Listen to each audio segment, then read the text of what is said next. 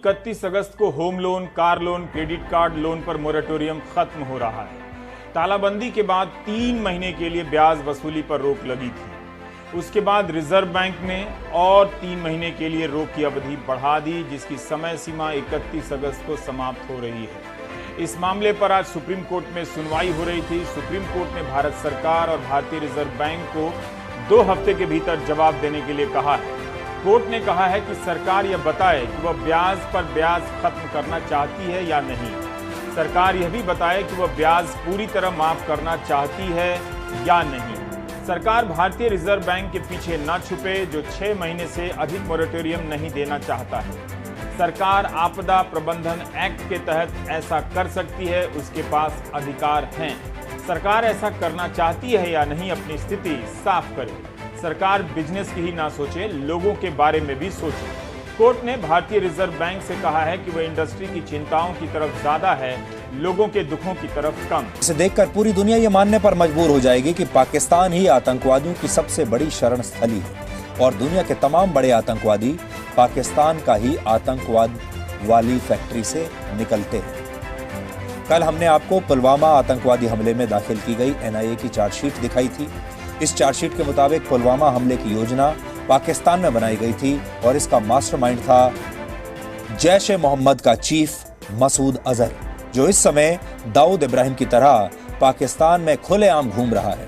इस हमले में मसूद अजहर समेत 19 आतंकवादी शामिल थे, जिनमें से 7 पाकिस्तानी थे और इन लोगों ने मिलकर पुलवामा में आतंकवादी घटना को अंजाम दिया था, जिसमें CRPF के 40 जवान शहीद हुए थे। हिंदुओं के खिलाफ जिहाद कब तक?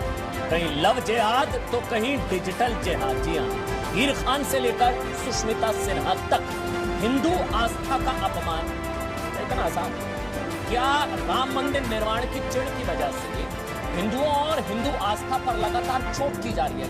क्या राम मंदिर निर्माण का बदला हिंदू देवी देवताओं के अपमान से लिया जाएगा? क्या केंद्र की सरकार देश के लाखों छात्रों की आवाज सुनेगी? JEE और NET की परीक्षाओं को आगे बढ़ाने की मांग 26 लाख के आसपास छात्र जिनको परीक्षा देनी है वो कर रहे हैं। और इसी के संदर्भ में आज सोनिया गांधी ने गैर NDA शासित राज्यों के मुख्यमंत्रियों के साथ एक बैठक की, जिसके बाद संकेत मिल रहे हैं कि विपक्ष सुप्रीम कोर्ट में पुनर्विचार याचिका दायर कर सकता है। आपको बता दें कि सरकार ने परीक्षा की तारीखों का ऐलान करते वक्त सुप्रीम कोर्ट के फैसले को ही आधार बनाया था, जिसमें सुप्रीम कोर्ट ने मंजूरी दे दी थी परीक्षाएं कराने की। कांग्रेस की सियासत भी विचित्र है। एक तरफ भारतीय जनता पार्टी से लड़ाई लड़नी है, दूसरी तरफ अपनों से निपटना है और फिर अपनों को मनाना भी है। पहले सूत्रों का ने दावा किया कि CWC की बैठक में चिट्ठी लिखने वाले गुलाम नबी आजाद और आनंद शर्मा की भारी फजीहत की गई। अहमद पटेल, अंबिका सोनी, कुमारी शैलजा जैसे नेताओं ने इन्हें खूब बुरा भला कहा। और अब खबर है कि सोनिया गांधी और राहुल गांधी ने डैमेज कंट्रोल के लिए गुलाम नबी आजाद को फोन किया है। बड़ा सवाल तो यह है कि क्या इस बार CWC की बैठक चिट्ठी लिखने वाले नेताओं की फजीहत के लिए ही बुलाई गई थी क्या? देश के भविष्य की। जी हाँ, मैं छात्रों की बात करने वाला हूं और इम्तिहान की बात करने वाला हूं। जब मैं इम्तिहान कह रहा हूं तो 2 तरह के इम्तिहान होने वाले हैं देश में। 1 से 6 सितंबर के बीच इंजीनियरिंग के लिए JEE एग्जाम और 13 सितंबर को नीट, यानी कि जो बच्चे मेडिकल लाइन में जाना चाहते हैं, जो डॉक्टर बनना चाहते हैं, उन्हें नीट इम्तिहान देना होता है। सुप्रीम कोर्ट तक यह मामला गया था। 11 राज्यों से 11 छात्रों ने वहां अर्जी दी थी कि इन इम्तिहानों को, इन एग्जाम्स को मुलतवी किया जाए, इनको डिले किया जाए, इन्हें टाल दिया जाए। लेकिन सुप्रीम कोर्ट ने कहा कि देखिए, छात्रों का भविष्य बहुत जरूरी है, जिंदगी चलती रहनी चाहिए। पिछले 2 दिनों में दाऊद इब्राहिम और पाकिस्तानी अभिनेत्री महविश हयात के रिश्तों का जो खुलासा हमने किया, उससे दाऊद और महविश दोनों बुरी तरह से आजकल तिलमिलाए हुए हैं। और दाऊद ये जानना चाहता है कि आखिर दोनों के रिश्तों की ये खबर बाहर कैसे आ गई। सवाल यह है, जाकिर नाइक भारत का भगोड़ा है, उस पर आतंकवादियों को प्रेरित करने के, आतंकवाद फैलाने के, आतंकवाद को बढ़ाने के, मुसलमानों को आतंकवादी बनाने के कई सारे आरोप लगे हैं। भगोड़ा जाकिर नाइक इस वक्त मलेशिया के अंदर छुपा हुआ है, लेकिन वहां से वो भारत के इस महान प्रजातंत्र को चुनौती दे रहा है। वो कह रहा है कि मुस्लिम और दलित का ऐसा कॉम्बिनेशन बनाया जाए जिससे वो यहां पर राज कर सके।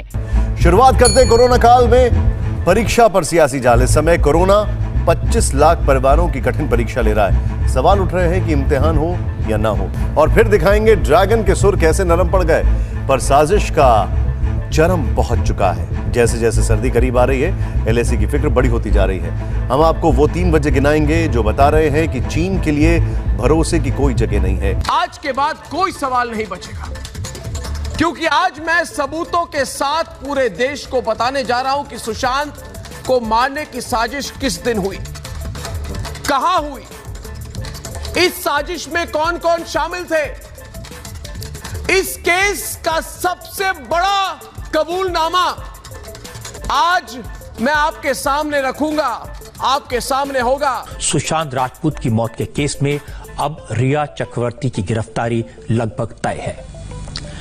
एनसीबी ने रिया और उसके भाई शौविक के खिलाफ एनडीपीएस एक्ट में केस दर्ज कर लिया है। एनसीबी के अफसरों का कहना है कि ईडी की तरफ से जो डिटेल्स दी गई हैं उससे 2 बातें साफ हो जाती है। रिया खुद ड्रग्स लेती थी और वो ड्रग खरीदती भी थी, और ये दोनों अपराध हैं, बड़े अपराध हैं। अब से थोड़ी देर पहले रिया के कुछ और व्हाट्सएप मैसेजेस सामने आए हैं। इनमें ड्रग्स की डिमांड की गई है, ड्रग्स की कीमत तय की गई है, कहां डिलीवरी होगी, कौन देने आएगा, ये सारी की सारी बातें खुलकर हो रही हैं। को बता दें, सबसे बड़ा कबूलनामा इसे अभी तक का कहा जाएगा। जी हां, जानकारी ये आ रही है जो लगातार हम आपको एक्सक्लूसिव आज तक पर दिखा रहे हैं। सुशांत केस में आज का पहला कबूलनामा इसे कह लीजिए। सबसे बड़ी खबर आज इस मामले में यही है जिससे पूरे खुलासे का दिशा ही मुड़ते हुए आप देखेंगे। 8 जून को 8 हार्ड ड्राइव नष्ट किए गए थे। सिद्धार्थ पिठानी ने पूछताछ में सीबीआई के सामने ये जानकारी खुद दी है, इसीलिए इसे सबसे बड़ा कबूलनामा बताया जा रहा है।